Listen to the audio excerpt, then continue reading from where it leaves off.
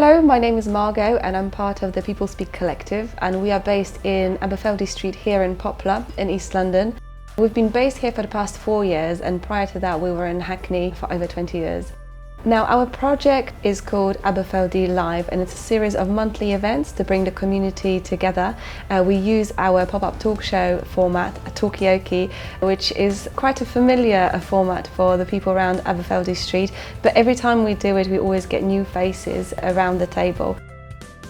Now, since COVID, we were able to experiment with our hybrid model of Talkioki, which meant that we engaged our online audience as well as our local audience here out on the street.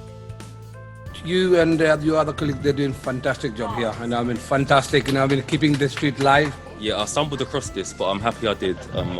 I enjoyed the conversation. I felt like it was productive. We used COVID-friendly methods to keep people separated from each other, yet connected through the conversation. We started a sub-project within Aberfeldy Live, which we call Aberfeldy Portraits. It's characters what make the area, I think. It's just not the same community atmosphere anymore, which is coming back, right, with the Talkioki.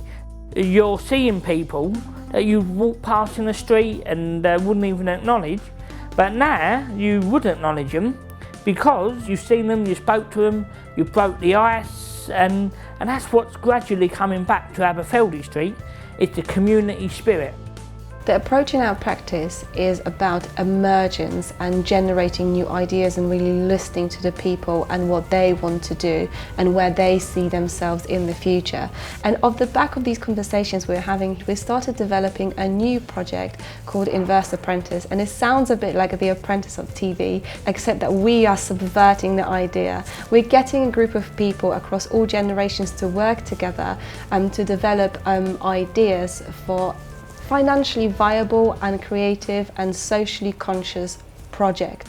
Through Aberfeldy Live, we were able to develop new connections, for instance with Spotlight Youth Centre, where we are training young Talkioki hosts already.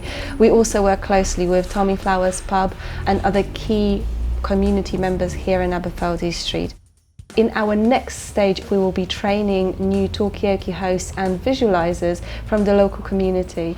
We're very excited about where the project is headed. Aberfeldy Live received a generous funding from Foundation for Future London, which enabled us to experiment with our hybrid model and develop it further, making Talkioki online and offline a resilient model for the future.